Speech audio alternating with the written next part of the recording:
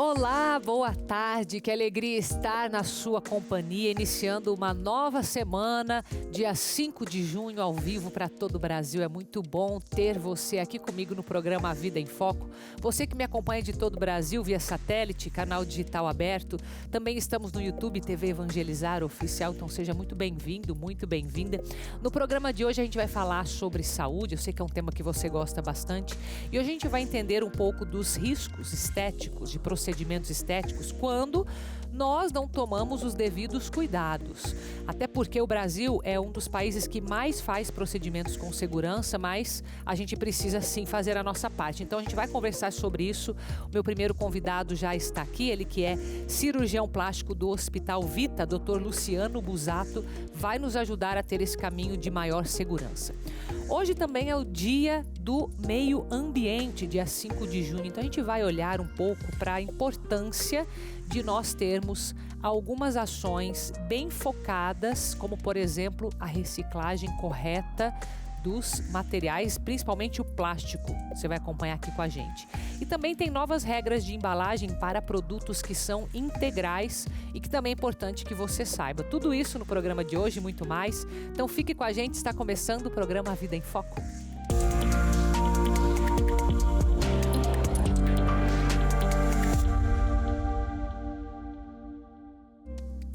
Bom, a gente fala um pouco sobre procedimentos estéticos agora, até porque o Brasil está entre os que mais, os da lista que mais tem procedimentos estéticos. Em 2019, foi o quarto país que mais fez.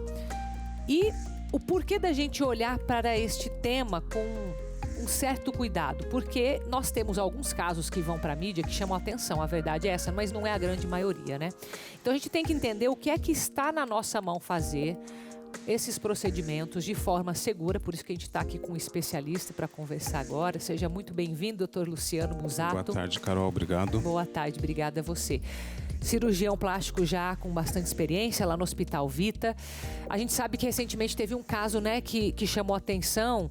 Na quarta-feira passada, dia 31, teve um falecimento, né, de uma jornalista que acabou fazendo um procedimento estético, digamos, sem as medidas recomendadas. Foi o que veio a público, certo? Quer comentar um pouco desse caso? É verdade. Na verdade, assim, pelo que a gente ouviu na mídia, foi feito um preenchimento de glúteos, principalmente com silicone industrial.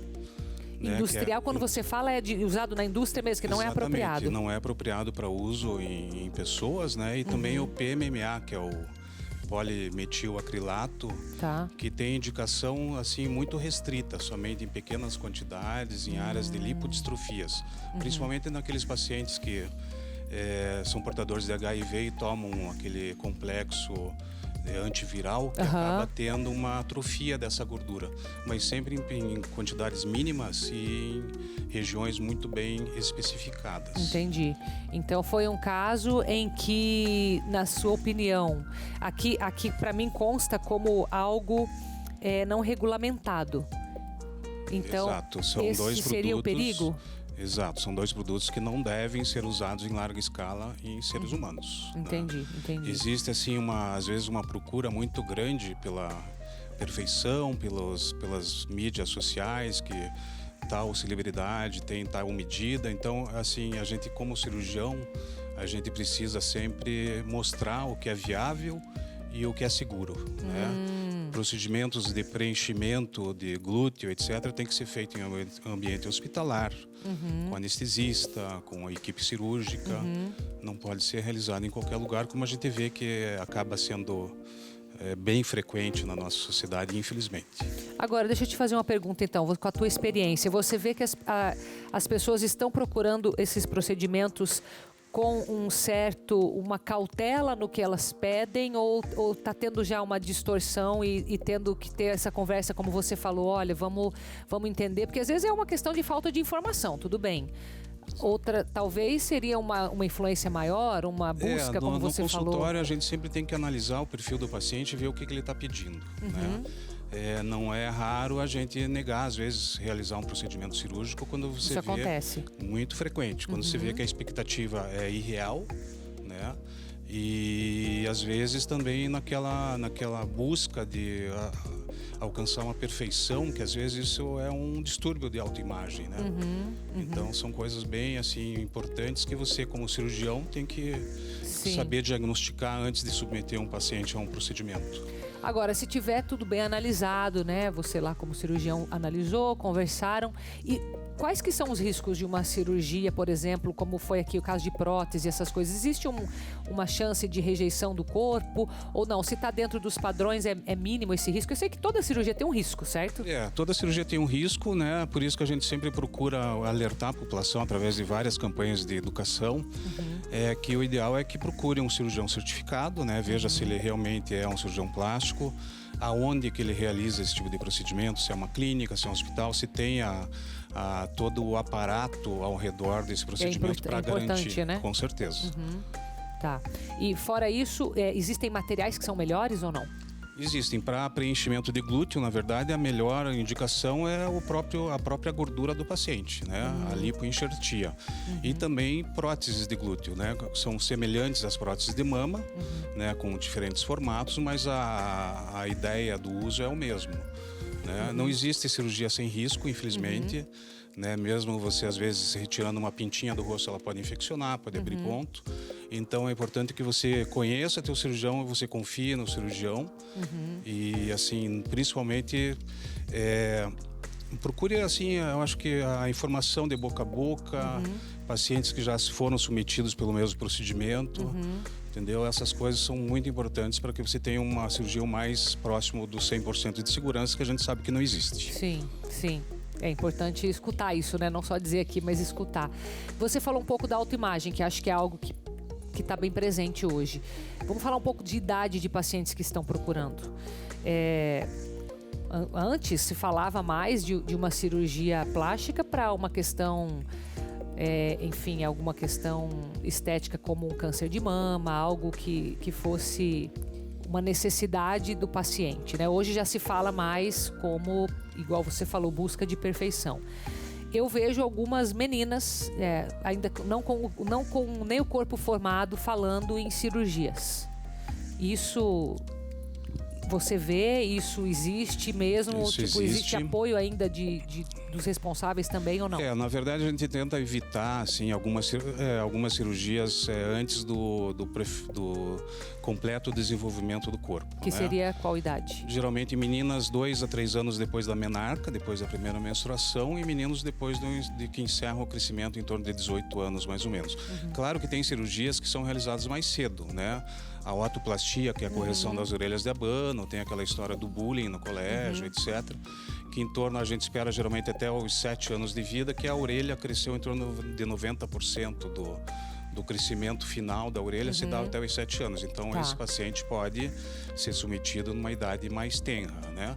Agora, meninas muito jovens, com queixa de falta de mama, né? Hipomastia ou alteração do nariz. Então, a gente sempre procura ter uma conversa não só com a paciente, mas com os pais, para ver se eles realmente indicam, estão de acordo, e para você ver se aquilo não é um modismo, né? Porque isso a gente tem visto muito frequente. Isso tem acontecido. Entendi. Na tua opinião, até onde que é saudável procurar uma cirurgia plástica? Essa é uma pergunta bastante difícil que a gente precisa sempre fazer para os pacientes, né? O que está levando você a procurar passar por um procedimento cirúrgico estético? Se é uma vontade sua, se é uma pressão da sociedade, né? Então, assim, o melhor paciente é aquele que realmente está incomodado com alguma alteração, pálpebras caídas, a mama que caiu depois de algum tempo, e ela quer fazer aquilo para ela, não para o marido, não para a sociedade, não por um modismo. Pode ter alguma causa psicológica envolvida?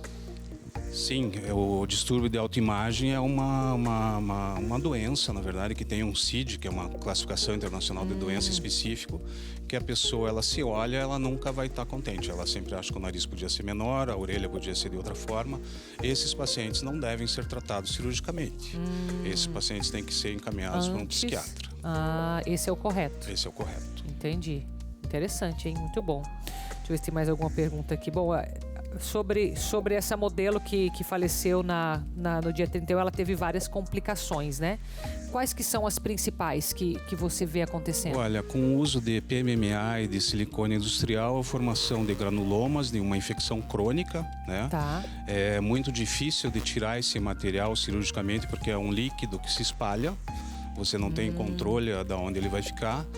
E muitas vezes esse líquido ele faz uma necrose, uma compressão dos tecidos, causando coágulos, que isso pode evoluir para um AVC, para uma embolia, né? Uma embolia séptica, uma embolia gordurosa e até causar morte, infelizmente. Entendi. Geralmente a pessoa fica um tempo internada.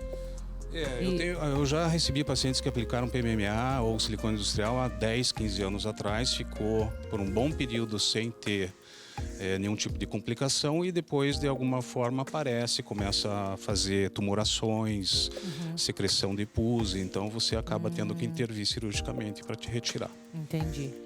É fácil de identificar no Brasil uma clínica clandestina?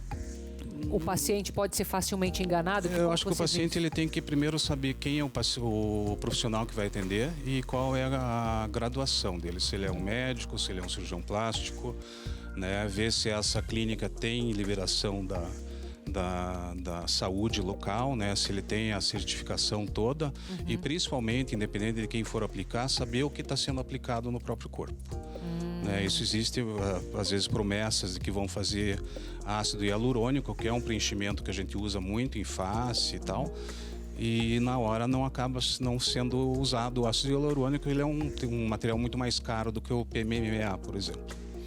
Mas aí já seria uma enganação, por exemplo, vendendo uma coisa e entregando outra. Isso acontece também. Isso acontece também. Mas geralmente nas clínicas clandestinas. Geralmente, isso? Né? A gente... Não tem muita, digamos... A gente não tem muito fiscalização. Assim, quando eu fui presidente da nossa regional da Sociedade Brasileira de Cirurgia Plástica, a gente fez várias propagandas, tentando assim educar a população, né, alertando sobre esses riscos, mas as coisas se repetem, infelizmente, ciclicamente existem propagandas educacionais e as coisas continuam acontecendo. Tem que fazer uma investigação melhor, né? A pessoa que vai se dispor a isso tem que perder um pouquinho de tempo, dedicar esse tempo. Com certeza. É o aconselhado, né? Pesquisar, né? Acho que isso é a palavra. Muito obrigada, viu? Bom, deixa eu deixar o seu contato aqui, Dr. Luciano Parecendo. Se você tiver alguma dúvida, alguma pergunta, né, Dr. Luciano, você viu referência, né? Então, é importante o Hospital Vita aqui em Curitiba. Muito obrigada, Dr. Luciano. Obrigado pela oportunidade. Seja bem-vindo. Obrigada, viu? Agora eu quero fazer um convite, olha, eu vou te dizer. Última vaga que eu tenho para você poder ir comigo peregrinar este ano e nós vamos fazer o caminho de Santa Dulce dos Pobres. É a última vaga mesmo, tô chamando aqui você porque eu preciso te chamar, né? Porque de repente você vai falar assim, nossa, eu preciso correr agora. Então tá aí para você o telefone, 41 999650377. Nós vamos para Salvador, saindo no dia 19 de junho e voltando no dia 24. E ali nós vamos mergulhar especialmente na vida de Santa Dulce, a primeira santa brasileira, essa mulher que se dedicou verdadeiramente a atender aquelas pessoas que eram as mais largadas.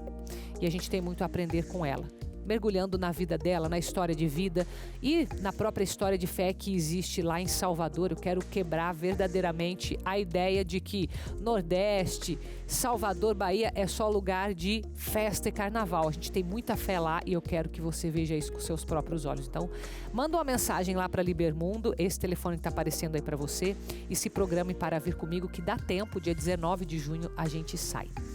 Bom, vamos para o nosso intervalo. Hoje, como é dia do meio ambiente, a gente vai falar aqui, trazer para você um documentário especial produzido pela TV Evangelizar, para que a gente possa fazer ainda melhor a nossa parte nessa questão de proteger o meio ambiente. Eu volto já.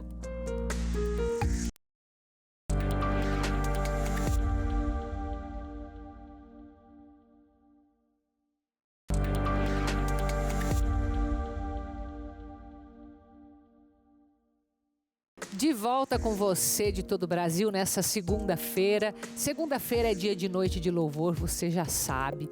E eu quero trazer para você quem serão os nossos convidados dessa segunda semana da série. A gente começou recentemente esse novo, digamos, caminhar na nossa fé. Serão 5 semanas, do dia 29 de maio até o dia 26 de junho, com esse mesmo tema, Tudo é Possível para Quem Crê. Então, segunda-feira, hoje, a partir das 17h30, você já pode chegar aqui no auditório Jesus das Santas Chagas. Eu faço um convite especial aos jovens que estão vindo e enchendo aquele lugar de muita fé, de muita alegria. Até porque, bom, Padre Mateus Reus é da Diocese de Criciúma, Santa Catarina.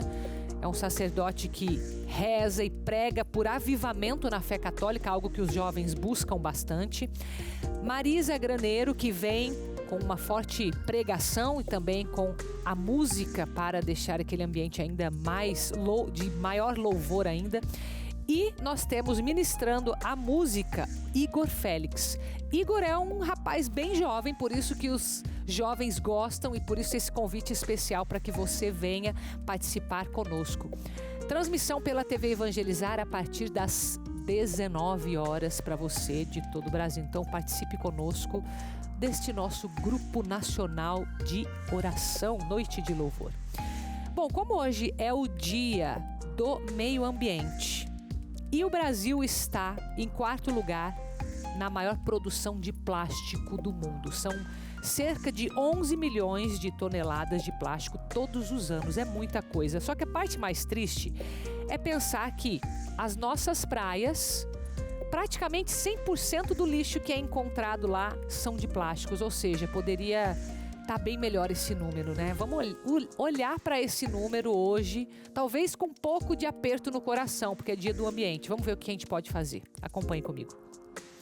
O plástico já foi uma solução. Ele trouxe comodidade, utilidade por um preço acessível.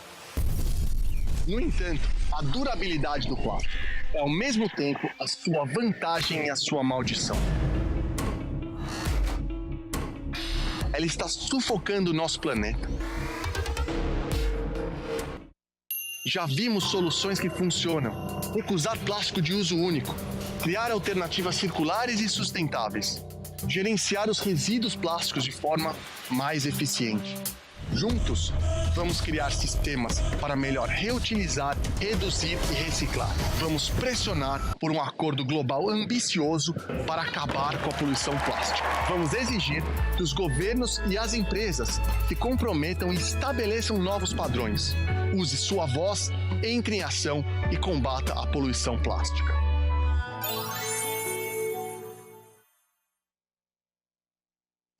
Olha só, o Dia Mundial do Ambiente foi criado há 50 anos atrás pela ONU, a Organização das Nações Unidas, porque os países se reuniram, estavam preocupados com vários temas de meio ambiente. Água, desmatamento, superaquecimento e todos esses temas que são importantes.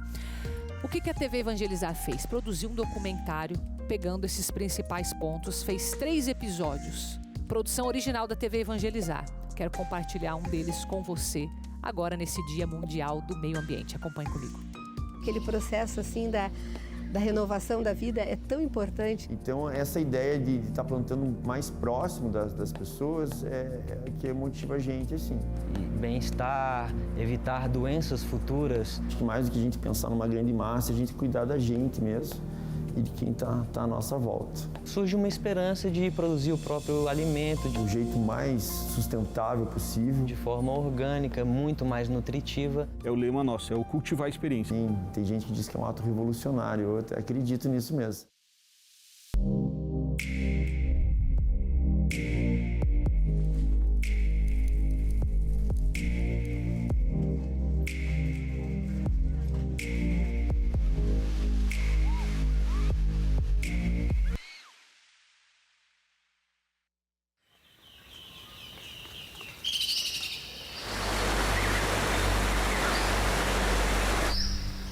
O planeta Terra está dando sua resposta por estes milhares de anos de utilização sem controle.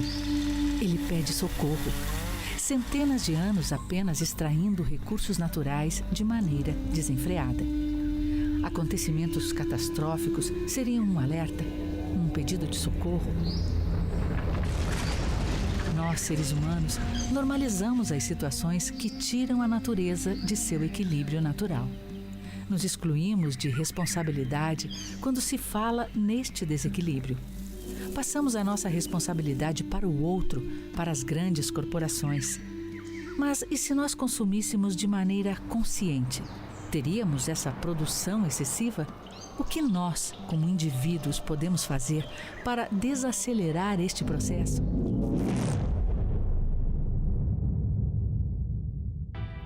Conhecimento.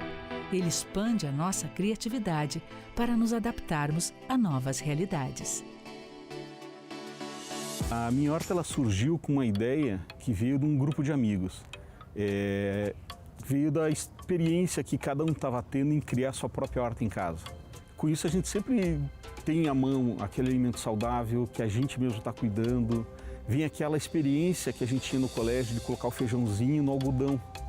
E um dos amigos, clientes que a gente tem que adoram são as crianças. As crianças adoram estar mexendo com os kits. A minha neta Sara, que vai fazer 4 anos a semana que vem, é que me ajuda muito. Eu tenho envolvido bastante ela nesse processo de plantar, de regar, porque você, mexendo com a terra, você plantando, você vê nascer, você colhe, você come, É aquele processo assim da renovação da vida é tão importante. E colher, ela sabe colher cebolinha. Se você precisa de cebolinha na hora do almoço, é só pedir para a Sara, ela vai correndo lá e colhe. Às vezes ela arranca a raiz com raiz, mas não faz mal.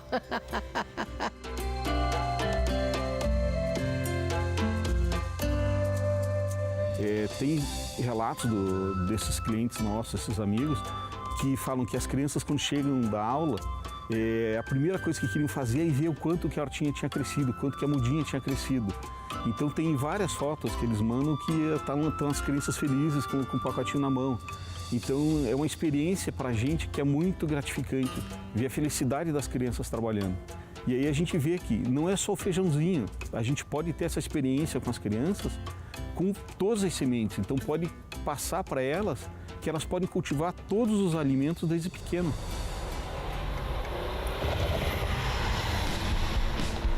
Expresso Curitiba começou há 6 anos atrás. Então a gente começou como um hostel e café.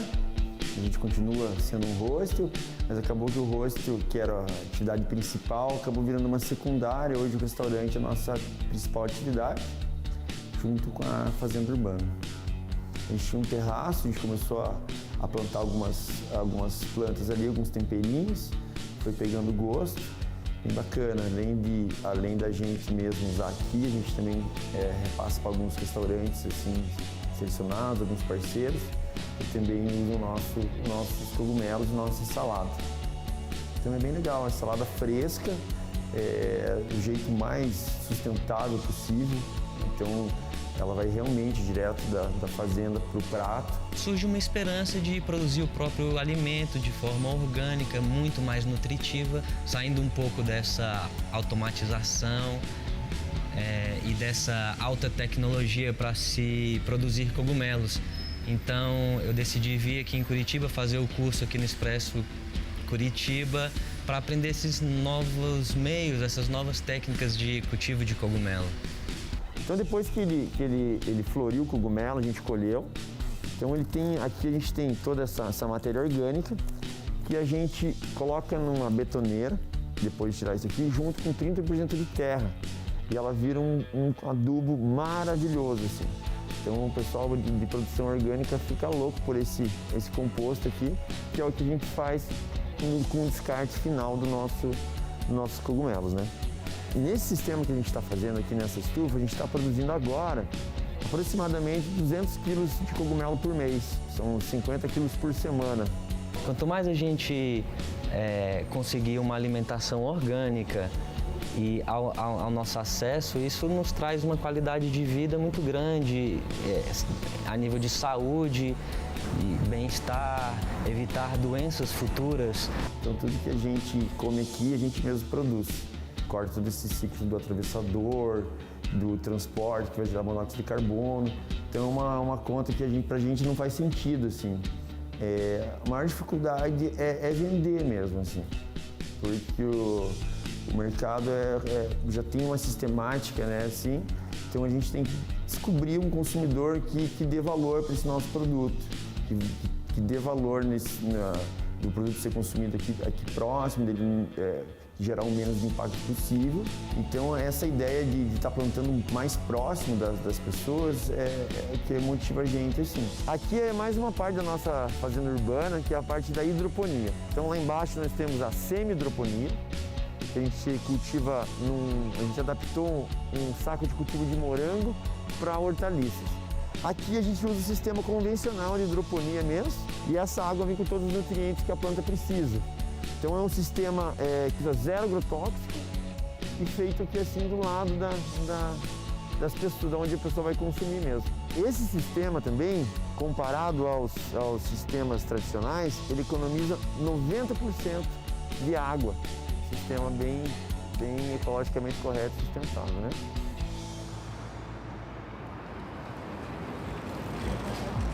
Surgiu a ideia de a gente pegar tudo que a gente precisava para começar a montar. E esse kit a gente colocou todos os itens. Então veio a argila expandida, veio a terra, veio a vitamina, veio a semente, o borrifador, a luva.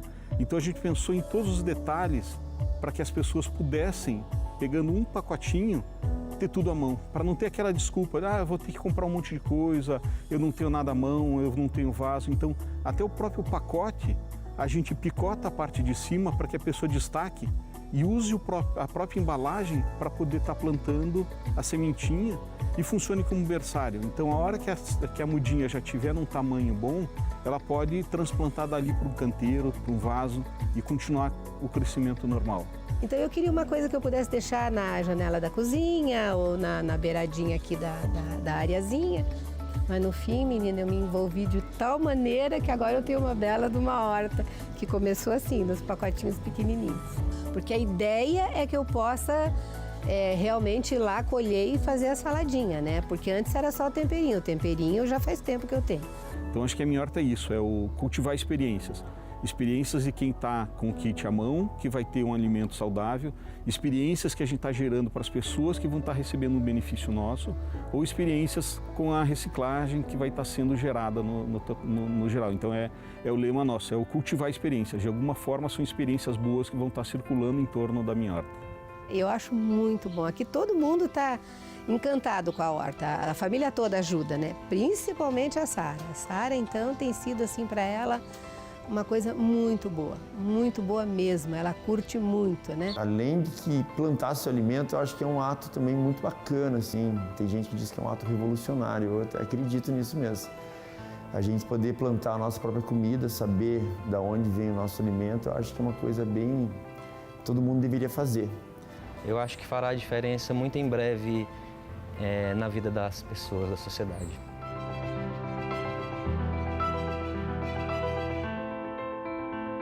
Mais do que a gente pensar numa grande massa, a gente cuidar da gente mesmo e de quem está à nossa volta.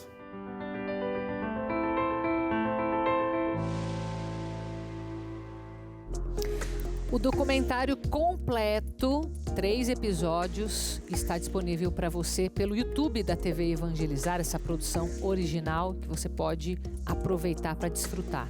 TV Evangelizar Oficial. A gente vai para um intervalo, é bem rapidinho. Na volta, a gente ainda fala sobre regras novas que nós temos em alimentos integrais. Espero você.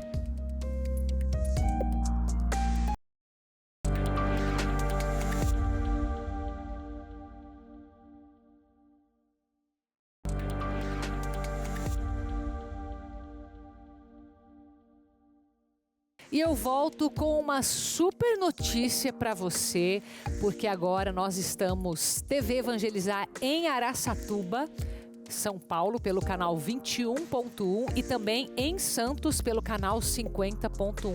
Uma conquista de nós, associados da obra Evangelizar, que conseguimos levar o sinal da TV Evangelizar mais longe. Inclusive, eu aproveito aqui para falar que nós estamos em plena 3ª etapa já de campanha de Jesus das Santas Chagas. 3ª etapa, porque nós estamos neste mês de junho, que é o mês do Sagrado Coração de Jesus, olhando para a virtude da fé. E durante este mês, a gente pede a sua ajuda para que a gente possa, como aconteceu agora em Araçatuba, em Santos, a gente quer chegar em mais cidades. Com o sinal da TV, das rádios Evangelizar, através de todos os meios de comunicação. Especificamente durante esse mês, o que a gente vai fazer com aquela tua colaboração extra? Nós vamos olhar para toda a manutenção de equipamentos, tanto equipamento de produção quanto de transmissão, para poder expandir a obra TV e rádios Evangelizar. É para isso que vai ser usado o recurso dessa tua doação extra. Você está vendo aí que tem um link para você, um QR Code que você pode fazer a sua doação e também pelo boleto que está aí na sua casa, tá? Mas nos ajude para que a gente possa ter mais boas notícias como essa e poder levar a pessoa de Jesus Cristo em primeiro lugar nas suas santas chagas pelo Brasil para as famílias. Bom, o que vem agora, em seguida? A gente tem que ver um pouco dos alimentos integrais, que a gente sabe que é mais saudável, que você que procura alimentos integrais certamente está preocupado com os rótulos, com as embalagens, quer entender bem certinho o que tem ali. Por isso que a gente tem que compartilhar quando muda alguma regra, certo? Então é isso que você vai ver agora, acompanhe. Manter uma alimentação saudável nem sempre é fácil e às vezes a dificuldade pode começar na hora de escolher os produtos certos. Uma nova resolução da Anvisa vai ajudar e muito no momento da compra de pães, torradas e biscoitos integrais, por exemplo. Agora, a porcentagem de alimento integral deve ser informada de maneira clara para o consumidor. Na hora de chegar aqui, essa variedade de produto, você entender o que é que eu realmente preciso. Então, eu vou comprar um pão integral, um biscoito integral, realmente que tenha o teor de fibra e não só porque tinha um ou outro tipo de farinha, a indústria já entendia que era um alimento integral. Então, isso vem hoje para trazer bastante clareza. A resolução da Anvisa foi publicada em setembro de 2022, mas até abril desse ano, os produtos ainda podiam ser fabricados sem atender às novas regras e vão poder ser comercializados até o prazo de validade. Por conta disso, nos mercados, o consumidor ainda vai encontrar 2 tipos de embalagens para o mesmo produto. Mas na hora da compra, se bater a dúvida, vale a orientação de ler a tabela nutricional, que também mudou. A informação nutricional já ficou muito mais clara, então ela está só em preto e branco. Antes, às vezes, ficava muito na dobra, às vezes, da embalagem, a gente não conseguia visualizar. Então, existem produtos, por exemplo, que eles não têm 30% de alimentos integrais, mas eles estão classificados como 100% natural. Então, é só olhar ali no rótulo quanto que isso tem de proteína também e olhar quais são os ingredientes que tem. Ficam de fora da obrigatoriedade de informar o percentual nas embalagens as farinhas integrais e os produtos feitos de cereais integrais, como, por exemplo, o arroz e o macarrão. Esta nutricionista acredita que a nova resolução também servirá de exemplo para regulamentar as informações nas embalagens de outros alimentos. Principalmente os alimentos com glúten, sem lactose, os diets, os lights, porque muitas vezes é confuso, o consumidor se perde e acaba não tendo o resultado que ele gostaria na saúde, na alimentação dele e muitas vezes, como esses nomes eles são comerciais, então eles vendem com mais facilidade, a pessoa acabava gastando sem ter todo o benefício que ela precisava. Bom, agora que você já se inteirou das mudanças, conhece o Mosteiro Monte Carmelo? Eles têm um trabalho há mais de 30 anos super importante na recuperação de dependentes de álcool e drogas. E eles receberam 3 toneladas de alimentos que foram arrecadados com a sua doação no último Compromisso de Amor. Acompanhe comigo. O Wellington é um dos mais de 200 acolhidos que vivem no Mosteiro Monte Carmelo, em Curitiba. Hoje trabalha cuidando da capela do mosteiro, enquanto passa o período de reabilitação e recuperação. Ainda quando jovem, ele conheceu as drogas e acabou perdendo tudo o que tinha. Aqui eu fui acolhido, eu tive carinho, eu tenho acompanhamentos psicológicos. Aqui eu encontrei amor, respeito. Então aqui onde que eu fui... onde me senti um ser humano de novo. O Mosteiro Monte Carmelo foi uma das 17 instituições em todo o Brasil que foram atendidas pela obra Evangelizar, com as doações dos alimentos arrecadadas na live Compromisso de Amor com o padre Reginaldo Manzotti. Doações que só aconteceram graças a você associado da obra Evangelizar. 3 toneladas de alimentos foram entregues no mosteiro, que atende dependentes químicos e psicoativos de álcool e drogas. Os alimentos doados foram distribuídos nas 3 sedes da instituição. Nós estamos em mais uma unidade aqui do Mosteiro Monte Carmelo, que atende mais de 200 pessoas, né? E essas doações de alimentos são sempre muito bem-vindas, não é mesmo, Frei? Sim, isso é o que nos ajuda, né, a manter o serviço que nós prestamos. De fato, são bastante acolhidos que nós temos passando mensalmente, anualmente em nossas unidades, né? E são essas ajudas que nos ajudam a fazer o nosso trabalho, desenvolver o nosso serviço com uma qualidade melhor, né? A Liange, de 34 anos, está passando por reabilitação em uma das sedes do mosteiro. Ela também acabou se perdendo no mundo das drogas. Ali eu perdi tudo, né? Perdi família, que daí a gente fica se afastando, perdi amigos, perdi muita coisa mesmo. Mensalmente, só em uma das sedes, são utilizados mais de 300 quilos de trigo, 400 quilos de arroz e 250 quilos de feijão para a preparação dos alimentos de todos os acolhidos. As doações são um importante auxílio para seguir amparando as pessoas que precisam de reabilitação. Y esa doación para nós fue una providencia de Dios. Você fueron instrumentos para eso. Vimos la generosidade de Deus em essa doação. E para nós, que não temos uma renda, né? Sem fins lucrativos, então as doações para nós é muito importante. Para o bem-estar dos acolhidos, né? A alimentação, a parte de higiene, né? É muito bom a gente ter uma inspiração a partir da caridade, como você viu, né? Mas tem mais uma inspiração para essa segunda-feira, viu? Como a gente está no mês de junho, nós estamos já pensando em festas juninas. Tem uma história aí com São João que eu quero compartilhar com você nesse momento. Acompanhe que você vai entender.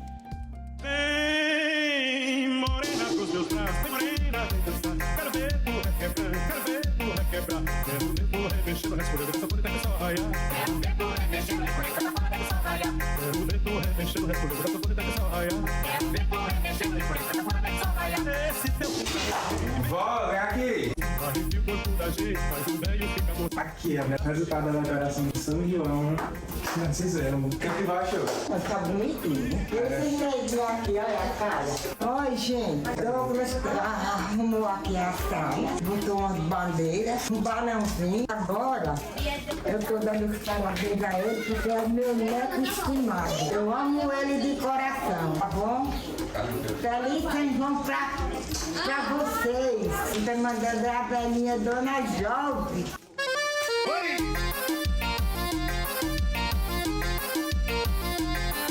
Luiz, o poderoso chefão. A gente já vai entrando no clima e a gente já vai se despedindo também, para você ficar inspirado aí para essa tua semana, tá? Mas amanhã a gente se encontra 3h30 da tarde aqui pela TV Evangelizar, tá bom? Beijo para você, fica com Deus.